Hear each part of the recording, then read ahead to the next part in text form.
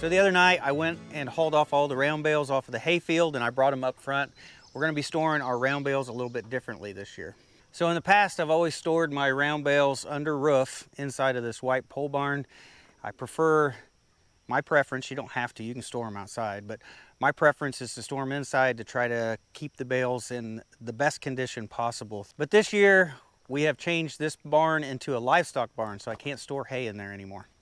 So one of our goals at the beginning of the year was to figure out like where and how we were going to store our round bales since we lost our storage location. And it's not right here next to the pine trees. I actually ended up buying something to help us store our round bales this year. Let me show you what I got. So I ended up buying a bale wrapper. This is the econo-wrap 450A. It wraps a round bale with like a plastic stretch wrap. It completely encases the bale, makes it watertight and airtight. And these are primarily used for two reasons. One, you can take dry hay, you wrap that bale up and it will protect it from the weather, so you can store it outside without really any spoilage. The other reason is you can take a wet bale and you can wrap it up, and with it being airtight, oxygen tight, the wet bale will ferment and it turns into silage. So then you can make what they call baleage, which is silage bales. So that's really the two main reasons that people buy these, but it really kind of opens up a bunch of opportunities for us to be able to do hay differently in the future. So what we're going to do today is we're going to wrap all of our hay bales and we're going to store them over here next to our property line in a location that's not used and out of the way.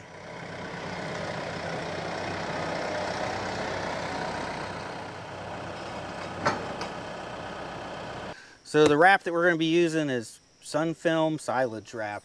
I found this at a tractor dealer near where I bought this wrapper, so hopefully this works out. There it is, 58 pounds of plastic wrap. Rebecca's opening it up for me. Try to put this roll on here without pinching my fingers. There's a roll pin down in here this fits over. And then you got to push down and turn at the same time. And if you get it enough, it'll pop back up. You got to adjust the spring tension a little bit. There we go. It'll pop back up at the end. Now it's locked on there. It goes around this roller, back behind this one.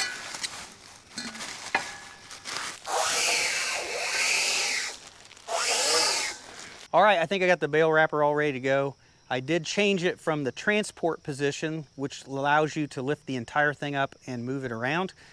And I changed it to the unload position. There's a lever on there that you gotta move. And then when you lift up the 3-point arms, it actually tilts the thing backwards instead. And then the bale rolls off the back end of it and unloads the bale. So now I just gotta grab the other tractor, start putting bales on here, see if we can get them wrapped.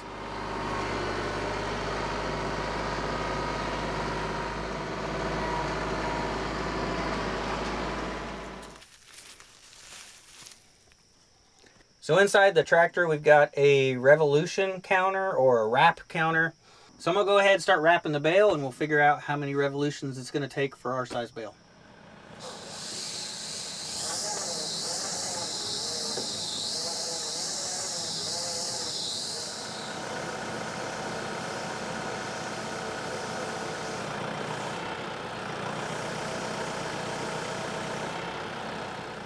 All right, the bale has got one full set of wraps on it, and the bale revolution counter didn't work. It worked on a dry run earlier with no bale on there, but now that the weight of the bale is on there, I don't know if something's changed.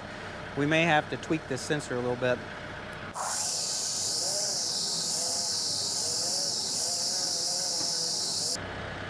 I guess the sensor was a little loose. Raise it up just a hair.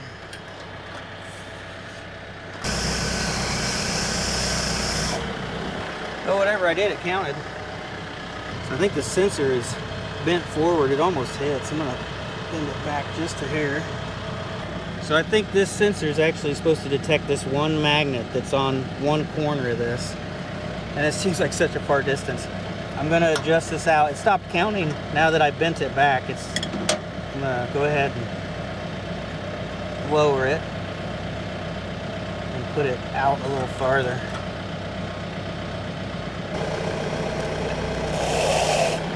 The rotation counter is working now, but I have no idea how many wraps we got on this bale.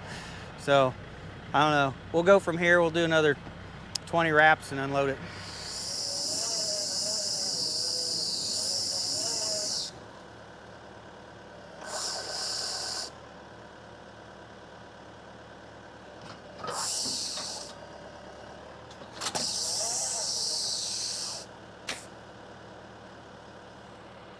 So a lot of videos I watched on YouTube, they pull forward, they stretch that wrap out, and then they set the bale on top of that wrap, and then that'll get the next one started. You don't have to tie it to the bale string like I did at the beginning. So we'll see if this works.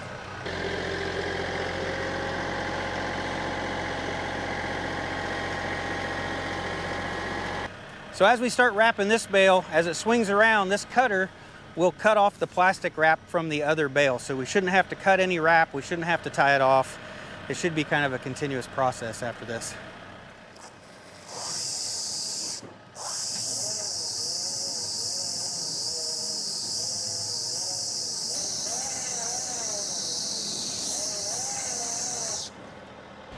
Well, I went a little far. That was 24 wraps.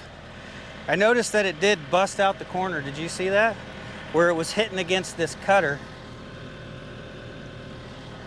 I think this roller needs to be flipped around. That roller is outside. I think it needs to be inside. I think this roller's put on wrong.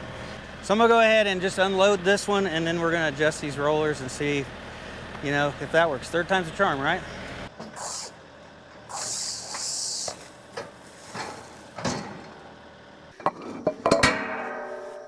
Heck, they're not even pinned in there. You just pull them out and flip it around.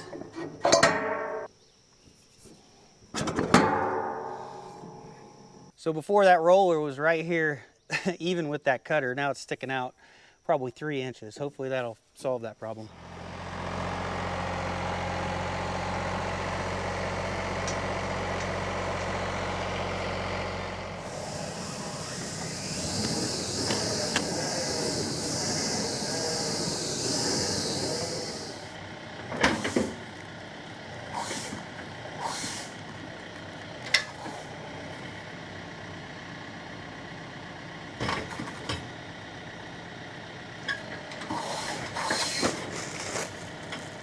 Well, not too smooth on the unloading part, but I think the bale wrapped the way it is. It's not torn up, no holes. Looks like it's got a good wrap on it. So that was 24 wraps.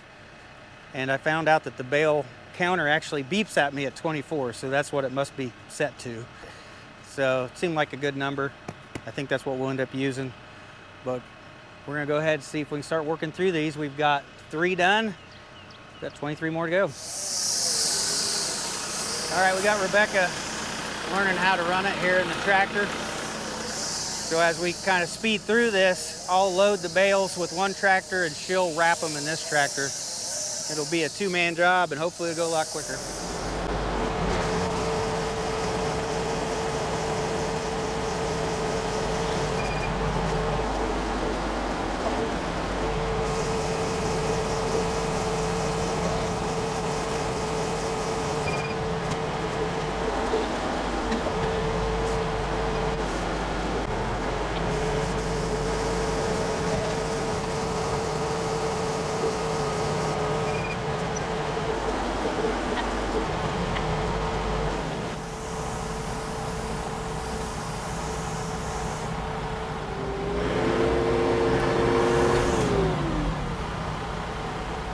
So it ended up taking us, I think, about 2 hours total to get all of these bales wrapped up. So now up here at the front of our property, it looks like we've got a bunch of big marshmallows laying on the ground up here. But I think the space that we picked, there's still room over here on this side. We can put bales in front of it. And I think we can fit probably 70 to 80 bales in this location. So that should be able to hold everything we plan on baling this year. So the bale wrapper that we bought cost $4,500, and that is the first piece of new hay equipment that I have ever bought. I've always bought stuff at auctions, but I could not find one of these used Well, I found a couple used, but they looked really bad. And even some of the used ones were more expensive. So I ended up buying this one brand new, and we did kind of save up and set some money aside for this. Now, as far as like wrapping, the wrapping actually added, I think, about $6 per bale to be able to wrap those up. So the roll that I bought was $110, and we got 18 bales out of that roll. So to wrap all 26 bales, it cost $158 worth of the silage wrap. So that's just a personal preference of mine. I like to keep my bales like inside, under cover, somehow protected in a way to minimize spoilage from the weather. That's just my personal preference.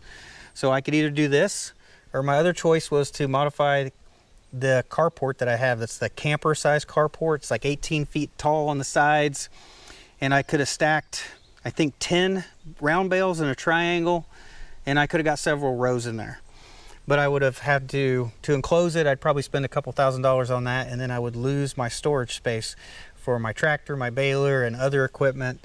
I didn't want to lose the storage space. So I decided to store them out here where it's out of the way in a place that's not used, and also get the ability to make silage. So now what I'm gonna do is I'm gonna go ahead and put the rest of my seed and plant it in the front field. This was some summer annuals for forage, so I'm gonna plant it a little bit differently. Some will be strictly for forage, and some we're gonna plant separately and try to turn it into silage. Try to bale it up. So the first thing we're planting is forage sorghum and millet, pearl millet, and this will just be strictly for forage for the animals.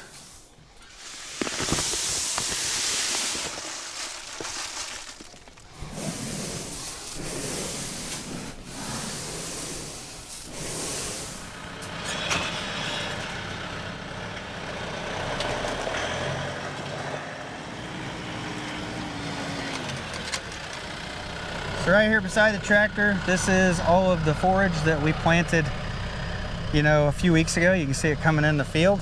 So when you look at this annual forage mix, it looks like all like little pieces of corn, right? It's just big grass, just like corn is.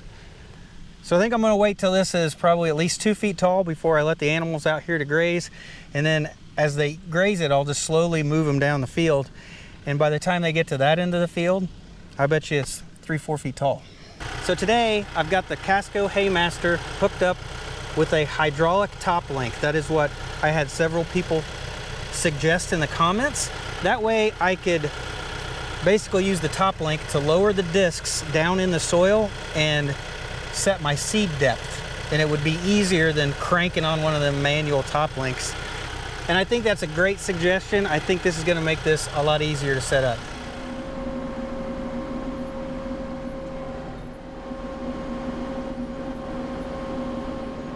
All right, I think I got the seed depth where I want it.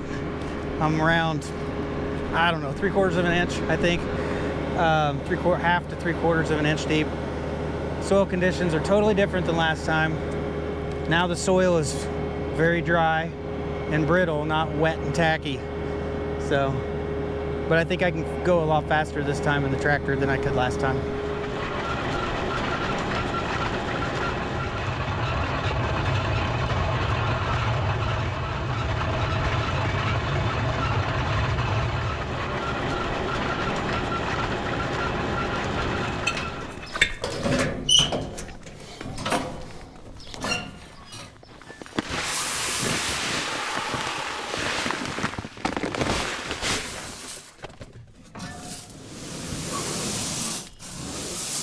And that there is sorghum Sudan grass.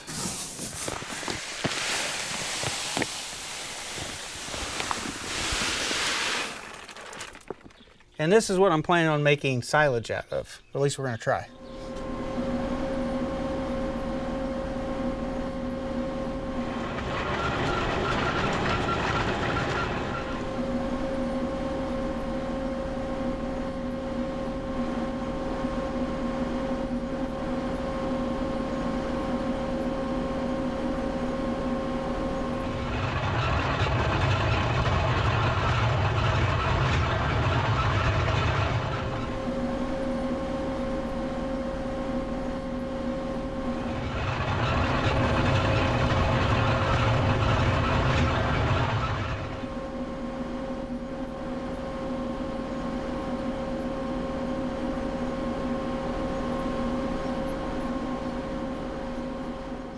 So I finished up planting this morning. I'll probably come back later this week and spread some nitrogen fertilizer on there to get it to grow a little bit faster. And I think we've got about 9 out of the 12 acres in this field planted. So there should be plenty of forage in this field later this summer for the animals to be able to graze on. Now that last batch that I planted, that was 100 pounds of sorghum Sudan grass, and I am gonna try to bale that into silage. If that doesn't work out, I think I can still dry it down and bale it into dry hay, so it won't be wasted. And then I also wanna see what the cost comparison is to the cost of seed and nitrogen compared to how many bales we actually get at the end. So I think it'll be a neat experiment to try out this year. So I just finished up spraying off the Casco haymaker. I got it all cleaned up and ready to take back. I've had this for like 3 months now, longer than I originally intended, but I really want to say thank you to the guys over at Casco for letting me borrow this machine. It has really, I think, helped me out quite a bit. We were able to overseed a pasture and a hayfield, and we got good germination, being able to drill that seed directly in the dirt. I've never had much luck overseeding in the past, and this has definitely, you can see the difference after using this. So I think that was very helpful, and then we used it to plant our summer annuals in that front field as well. So I've got a lot of use out of it, I think. I mean, it's been very useful, that's for sure. And just want to thank those guys for letting me borrow this machine. It helped me out a bunch. Well guys, I think that's it for this video. Our first cutting of hay is complete, wrapped up and put away. We've planted an annual hay crop as an experiment, and then hopefully we can get 2 more cuttings of hay off of our other hay fields. So I'm hoping for the most hay that we've ever made this year. We'll just have to wait and find out how it turns out. But that's it for this video, guys. Thanks for watching. I'll see you in the next one.